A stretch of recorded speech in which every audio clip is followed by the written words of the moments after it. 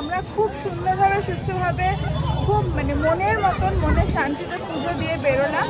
আর এখন আমরা ভোগ প্রসাদ দিয়েছি, আমরা এখন দুজনে খাবো। রাতের বেলা আমি আগে কোনোদিনও মন্দিরে এইসব জায়গায় আসিনি, এত সুন্দর লাগছে কি বলবো তোমাদের। এই সমুদ্রের ঠান্ডা ঠান্ডা হাওয়ায় বসে ঝালমুড়ি খাচ্ছি দুজনে। আর this is actually what is called as a quality time. দারুণ দাদা, খুব টেস্টি, একদম চটপটা, যেমন আমার ঠিক যেরকম আমার পছন্দ, ঠিক একদম ওরকম। গাঙ্গুরামে এসেছি, দাদা বললো আগে ট্রাই করে দেখো কেমন লাগে, দেন তারপর নেবে।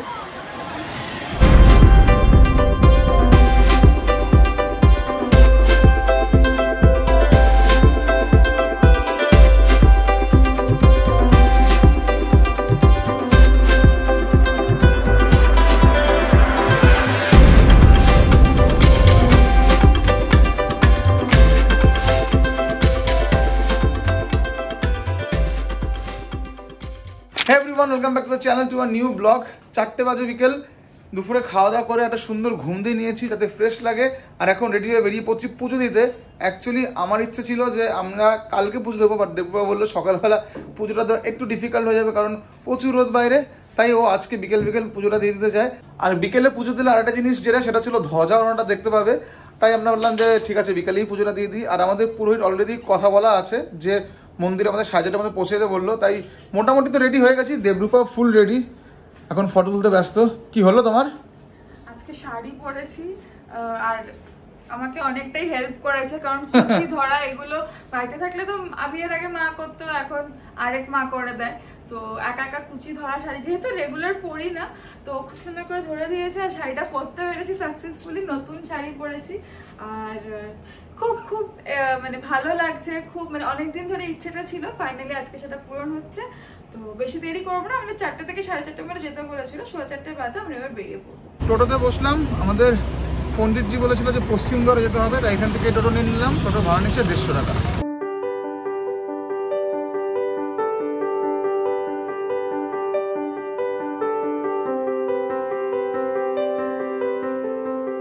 তো আমরা পশ্চিম দ্বারে পৌঁছে গেছি, এখন ওয়েট করছি পান্ডার জন্য। আর এখানে দাঁড়িয়ে একটা আলাদা ভাইবস আসছে, আলাদা পজিটিভিটি মনের মধ্যে চলছে, তাই না? আর জায়গাটা একটা আমূল পরিবর্তন হয়েছে।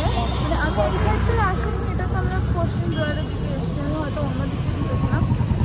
পুরো একমাত্র মেন যে মন্দিরটা সেটা ছাড়া আশপাশটা পুরো পাল্টে গেছে, পুরো চেঞ্জ হয়ে গেছে।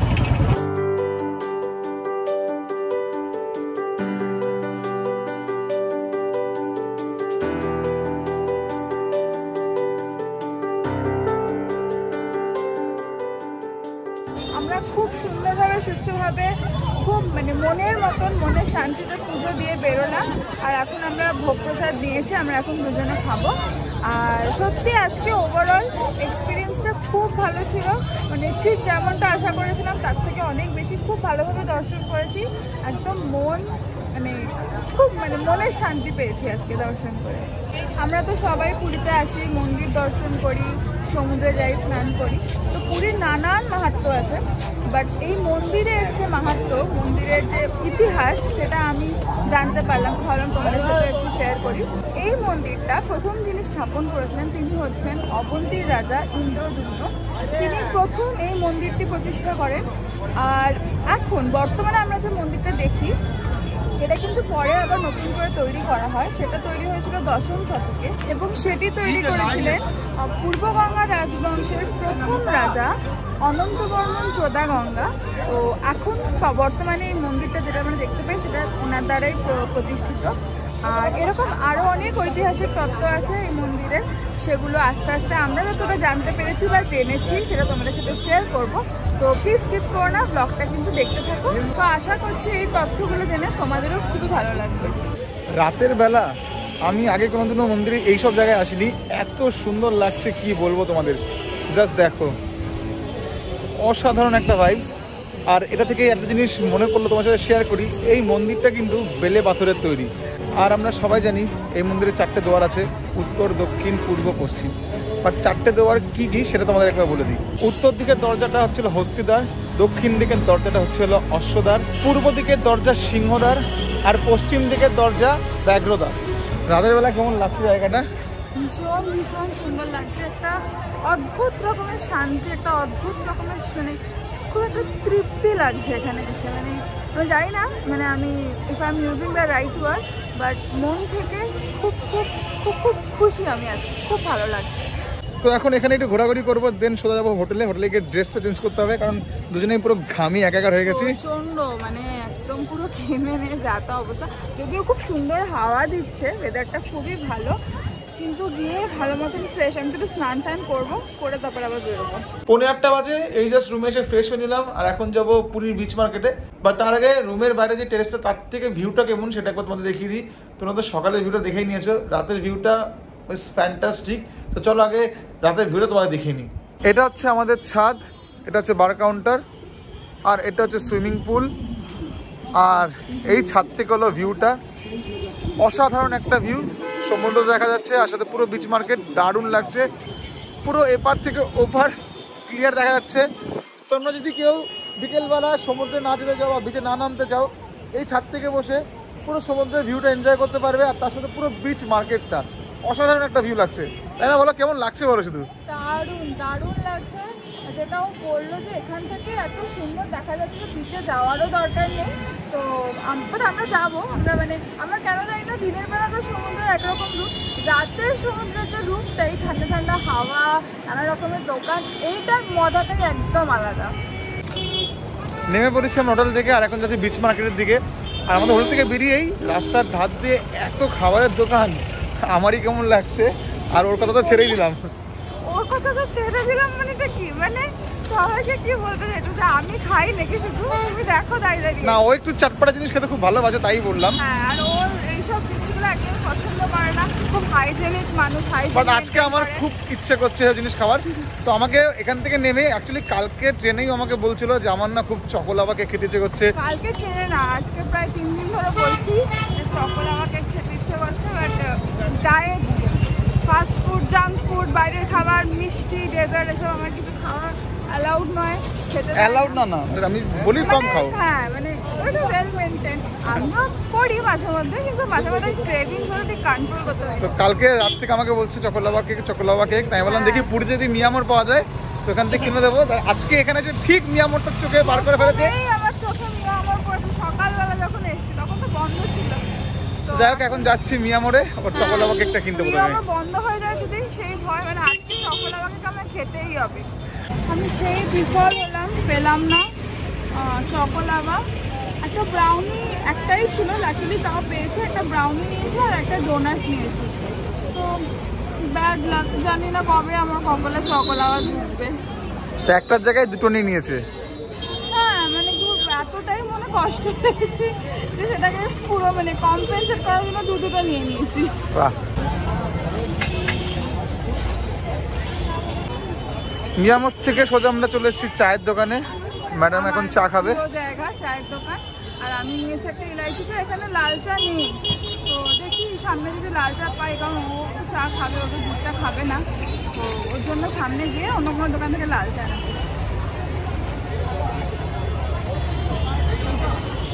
আমার ইলাইচি চা, এইটুকু চায়ের কাপে মন ভরে না।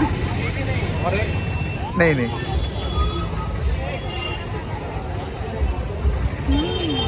ভালো খেতে, বেশ ভালো খেতে। প্রচুর দোকান বিচ মার্কেটে, কোথা থেকে শুরু করবো বুঝতে পারছি না। টুকটাক দেখে যদি কিছু কিনি, অ্যাজ কিছু মানে ভেবে আসিনি কিনবো বলে, বাট জানি এখানে দেখলে পছন্দ হবেই। তো চাটা খেতে খেতে ভেতরের দিকে যাবো এবার। পুরীর আসল মজাটা কিন্তু এই বিকেল বেলায়, এত কালারফুল লাগছে বিচটা, কি বলবো। আর খুব প্লেজেন্ট, মানে গরম তো নেই, একটা সুন্দর একটা হাওয়া দিচ্ছে, মানে ঘুরে ঘুরে দেখলেও কোনো কষ্ট হচ্ছে না। সকালে ভীষণ ভীষণ গরম লাগছিল, সন্ধ্যের টাইমটাই আইডিয়াল টাইম নিচে আসার। তো সমুদ্রে যাওয়া যায় না, এটাই একটা সমস্যা।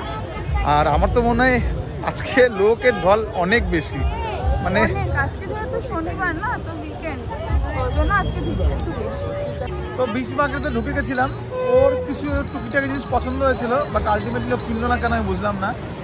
মানে এক্স্যাক্টলি যেটা পছন্দ একটা দোকানে পেয়েছিলাম, কিন্তু অনেক মানে সেট নিতে বলছে, তো মানে সামহাও জিনিসটা আমার ঠিক মনোভূত হয়নি, তাই আমি নিইনি। আর খুব টায়ার্ডও লাগছিল, তাই ভাবলাম যে আর ঘুরবো না, চলো একটু বসি, কারণ মন্দিরেও অনেক হেঁটেছি, ভীষণ ভীষণ ক্লান্ত হয়ে গেছে। তাই একটু বসি, ঠান্ডা ঠান্ডা হাওয়া খাই, তারপরে দেখা যাক আর কি করি আজকে। তো আমরা এখানে দেখছিলাম যে এখানে সচরাচর চেয়ার পাওয়া যায় না, এত ভিড়, বাট লাকিলি আমরা দুটো চেয়ার পেয়ে গেছি 30 টাকা করে পার ঘন্টা, আর একদম মানে বিচের সামনে। এই দেখো দারুণ হাওয়া দিচ্ছে, দারুণ মজা লাগছে। তো এখানে কিছুটা টাইম স্পেন্ড করবো। কি আছে তাও? তো এখানে আবার ঝালমুড়ি দাদা চলে এসছে, তো এখানে কিছুটা টাইম স্পেন্ড করবো ঝালমুড়ি খেতে খেতে, দেন বাকি দেখা যাক আর কি করা যায়। ঝালমুড়িটা খুব ভালো খেতে, অনেকটা দিয়েছে, আর দাম বিশ্বাস করবে না, মাত্র 20 টাকা। 20 টাকায় কলকাতায় এখন মনে হয় না ঝালমুড়ি পাওয়া যায়, মিনিমাম 30-40 টাকা হয়েই গেছে। সেখানে এখানে 20 টাকায় এত ভালো ঝালমুড়ি, একটা নিলে দুজনের খাওয়া হয়ে যাবে। আর আমরা কতবার কাট করলাম এই শঙ্কর জন্য, বহুবার। যখনই আমি বলছি তখনই এসে 7টা বাজাচ্ছে, মানে জানি না এটা কেন, কোইন্সিডেন্সটা কি। তো বারবার এটার জন্য অনেকবার কাট করে করে বলেছি। এই সমুদ্রের ঠান্ডা ঠান্ডা হাওয়ায় বসে ঝালমুড়ি খাচ্ছি দুজনে, আর মানে this is actually what is called as a quality time. মানে আমার কাছে এটা হচ্ছে the best quality time anyone can have. So I am just enjoying this moment. তোমার তো ভালো লাগবেই, ঝালমুড়ি খাচ্ছ, চাটপাটা জিনিস, তোমাকে তো এইসব দিলে তুমি আরো বেশি খুশি হয়ে যাও। তুমি খাবে না ঝালমুড়িটা? আমি একা খাবো? তুমি খাবে এটা? তুমিও খাবে? অল্প খাবো, আর তুমি বেশি খাবে। ঠিক আছে, দুজনে মিলেই খাবো। পুরীতে একটা খুব একটা ফেভারিট মিষ্টি আছে, যেটা ছিল মদনমোহন, বিচের ধারেই ঘোরে আর সবাই খায়। আমি এটাতে 4 নম্বর পুরীতে আসলাম, বাট এখন অব্দি আমি খাইনি। এবার আমি ভেবেছিলাম যে খাবো, বাট এখন অব্দি আমার বিচে চোখে পড়েনি। আমার খুব একটা ইচ্ছে নেই, কারণ আমি মিষ্টি খেতে একদমই ভালোবাসি না। আমার এই ঝাল টক চটপটা জিনিসের প্রতি নজর আছে। তো মিষ্টির পোকা, এই একটা জিনিসে আমাদের অমিল লাগছে। তো আমি চোখে পড়লেও নিশ্চয়ই খাবে। আমি ওয়েট করে আছি কখন দেখতে পাবো, দেখতে পেলেই একটা খাবো। আর আজকে যদি না দেখতে পাই, আরো 2 দিন আছি, তো কোনো একটা সময় তো খাবোই আমি। আমার যতদূর মনে হচ্ছে ওগুলো, ওটা মানে মদনমোহনটা সকালবেলা ছিল, বাট বিকেল বেলা তো আসে, আমরা আগের বার এসেও দেখেছি। জানি না, হয়তো এখনো আসেনি, আসলে খাবো।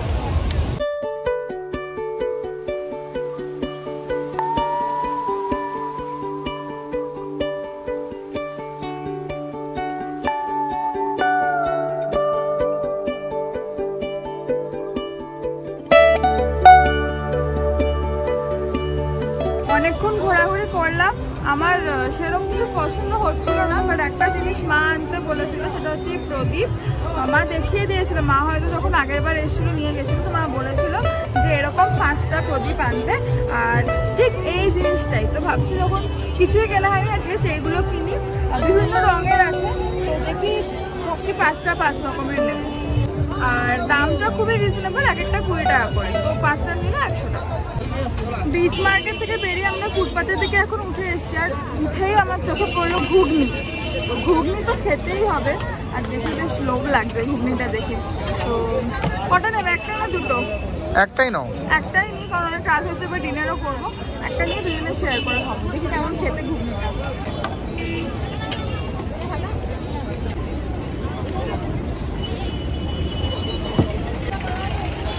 চলে এসছে ঘুগনি, দেখে তো টেস্টি লাগছে। গরম গরম, খুব সুন্দর করে আমাকে দিয়েছে সাজিয়ে ঘুগনিটা, সেটা কি কেমন খেতে।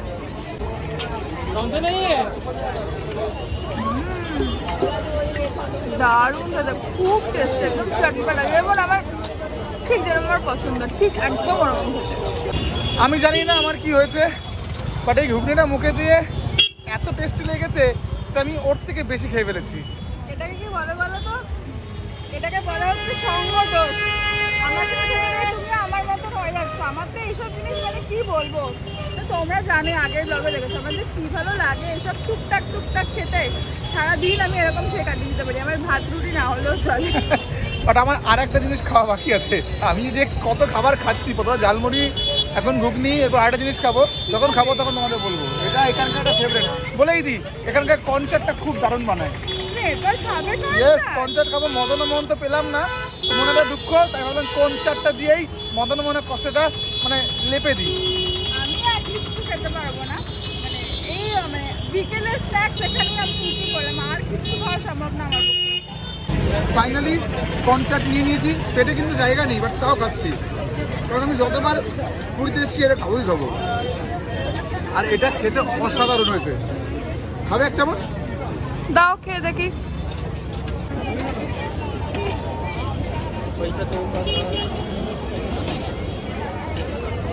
ভালো খেতে, বেশ চটপটা।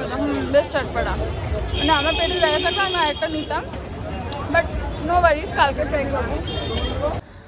আমরা রুমে চলে এসেছি। ভীষণ ভীষণ টায়ার্ড লাগছিল, আমাকে দেখেই বুঝতে পারছো। আমি জাস্ট কোনো রকমে ফ্রেশ হয়ে একদম খাটে শুয়ে পড়েছে, আর শরীরে দিচ্ছে না। ভেবেছিলাম অ্যাকচুয়ালি খাজা কিনবো, কিন্তু অনেকটা রাতও হয়ে গেছিলো আর ভালোও লাগছিলো না, তো ভাবলাম কালকে সকালে ফ্রেশ মাইন্ডেই কিনবো। আর কোথা থেকে কিনছি, এখানকার সব থেকে ভালো খাজার দোকান কি, সে সমস্ত বৃত্তান্ত তোমাদের সাথে কালকে শেয়ার করব। তো চলো আজকের মতন গুড নাইট, আবার দেখা হচ্ছে কালকে সকালে তোমাদের সাথে। The next morning. Good morning everyone. সকাল 10টা বাজে। কালকে তোমাদের খুব বলেছিলাম যে ভোরবেলা উঠে বিচ দেখাবো, তো আমরা মোটামুটি স্বপ্নে সব বিচ দেখে নিয়েছি।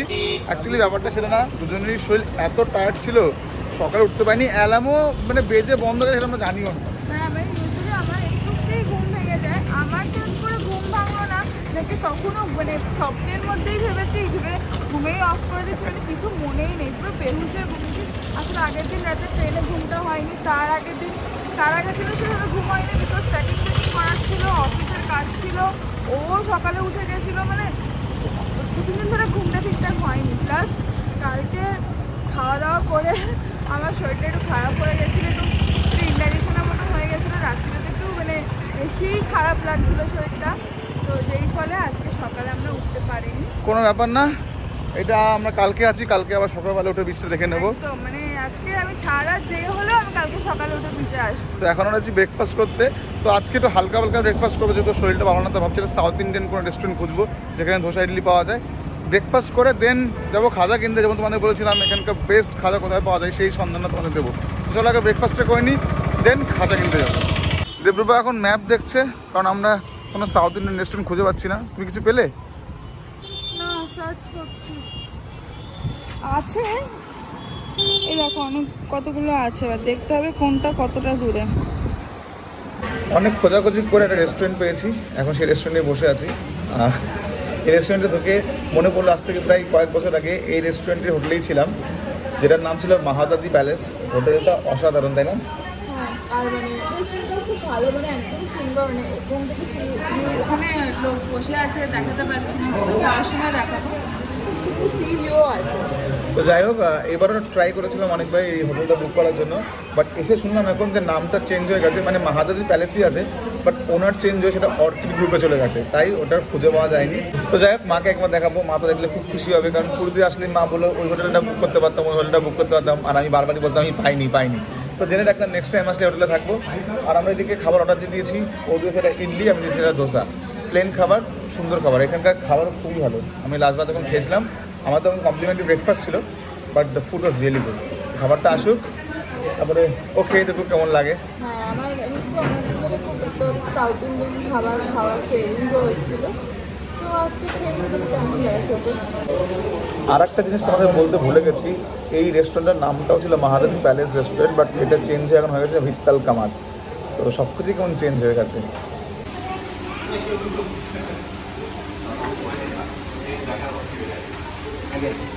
আর এই যে আমাদের খাবার চলে এসছে।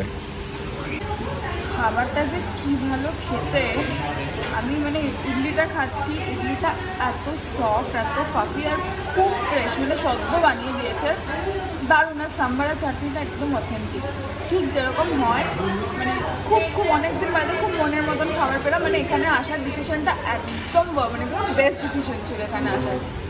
ব্রেকফাস্ট করে আমরা স্বর্গদ্বারে চলে এসেছি, আর এখন যাবো খাজা কিনতে। এই যে স্বর্গদ্বারের সাইড থেকে সব খাজার দোকান স্টার্ট হয়ে গেছে, বাট চেষ্টা করবে যেটা অরিজিনাল, যেটা সব থেকে বেস্ট সেখান থেকে কেনার। আমরা শুনেছি গাঙ্গুরাম, তাই তো? হ্যাঁ, মানে এতদিন জানতাম কাকা, হ্যাঁ, তবে কালকে ও দাদা বললো যে গাঙ্গুরামটা ট্রাই কর, গাঙ্গুরামটা বেশি ভালো। আমরা ঠিক করেছি আগে মানে একটা কিছুটা কিনে আমরা দুজনে খেয়ে দেখবো, যেখান থেকে ভালো লাগবে।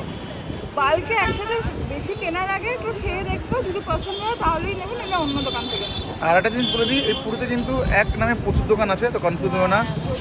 মানে গাঙ্গুরামে আমাদের হোটেল গেছে, গাঙ্গুরাম সুইটস আছে একটা, যেখানে খাজা পাওয়া যায়, বাট সেটা কতটা কথাটি সেটা আমি জানি না, বাট এই কালকে দাদা বলে হোটেলের নিচে যেটা আছে ওটা নাকি ভালো, ওটা থেকে দেখতে পারি। দেখে নেবো, বাট এইখানে স্বর্গদ্বারের সামনে যেটা মেন গাঙ্গুরাম, সেখানে আগে যাবো, সেখানে ট্রাই করে দেখবো, যদি ভালো হয় দেন তোমাদের রেকমেন্ড করে দেবো সেটা। রকি তোমাদের বললো যে এখানে একই নামে প্রচুর মিষ্টির দোকান আছে, তো একটু বুঝে নিতে হবে কোনটা অ্যাকচুয়াল মানে অরিজিনাল। এই যে গাঙ্গুরামটা এখানে লেখা আছে যে আমাদের কোনো শাখা নেই, তো এদের কোনো ব্রাঞ্চেস নেই, মানে এটাই অরিজিনাল। তো এইভাবে তোমাদের বুঝতে হবে। তো আমরা এখন যাবো, ভাবছি এখান থেকে খাজাটা কিনবো। আরও অনেক জায়গায় গাঙ্গুরাম আছে, বাট ঘুরবো না, কারণ যেটা অথেন্টিক সেখান থেকেই নেওয়া ভালো। তো চলো ভেতরে যাই।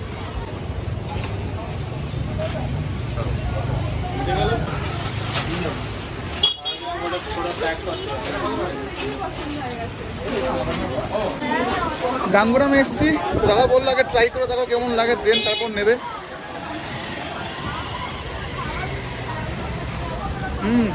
পুরো একদম ঘিয়ে গন্ধ আসছে আর দারুণ সফট। তো ভাবছি এখান থেকে নেবো, বালকে নেওয়ার আছে, তো এখান থেকেই নিয়ে নেবো। আমি ট্রাই করছি ঘিয়ের খাজা।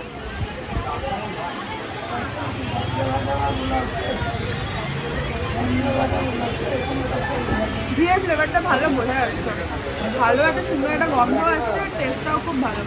নিজের ঘিয়েরটাই নেবো, এবার ট্রাই করে দেখা একটু।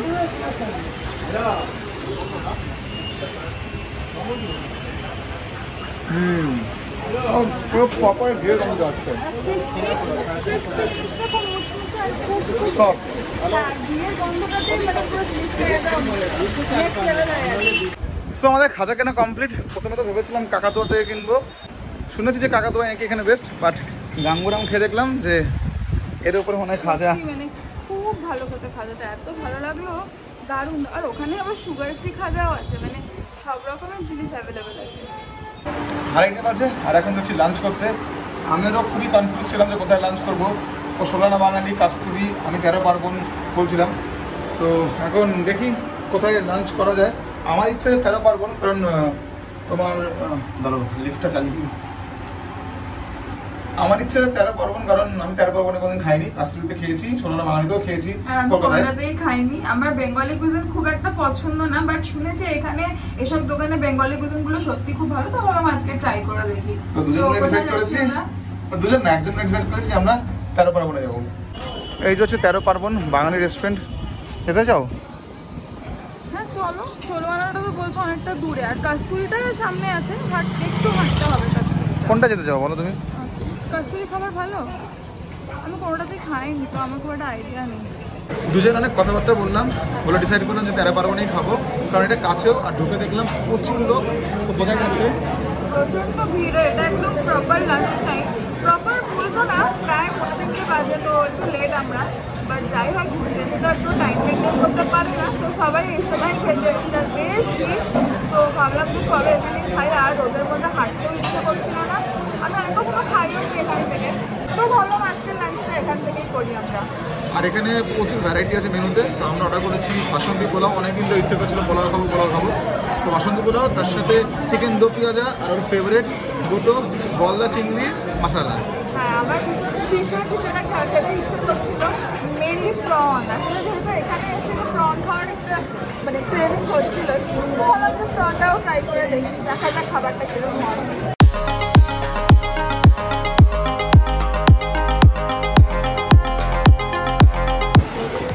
আমাদের খাবার চলে এসছে।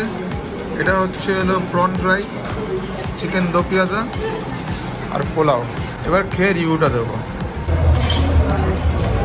খাবারটা আমরা খেলাম, মানে অসাধারণ খাবার, সত্যি মানে ওয়ার্থিট। দারুণ বানিয়েছে, পোলাওটা একটু মিষ্টি মিষ্টি যেমন হয় বাসন্তীগুলো, একটু ভালো। আর প্রচুর ভেজিটেবল, পনির থেকে শুরু করে অনেক কিছু আছে। এখানকার বাসন্তী পোলাওটা মানে অন্যভাবে বানায়, এখানে সব ভেজিটেবলস দিয়ে পোলাওটা বানিয়েছে। মানে অ্যাকচুয়ালি বাসন্তী পোলাওয়ের কনসেপ্টটা নিয়ে, এটা একটা ভেজ পোলাও, বাট টেস্টটা আমাদের বাসন্তী পোলাওয়ের মতো। বাসন্তীতে তো আমরা ভেজিটেবলস দিই না, ভালো বেশ। আবার শুধু প্রন খাওয়াটা বাকি আছে, প্রনটা খেয়ে তোমাদের জানাবো প্রনটা কেমন। দেখে তো বেশ চটপটা লাগছে, ঠিক যেরকম আমি চাইছিলাম। আশা করছি ভালো হবে।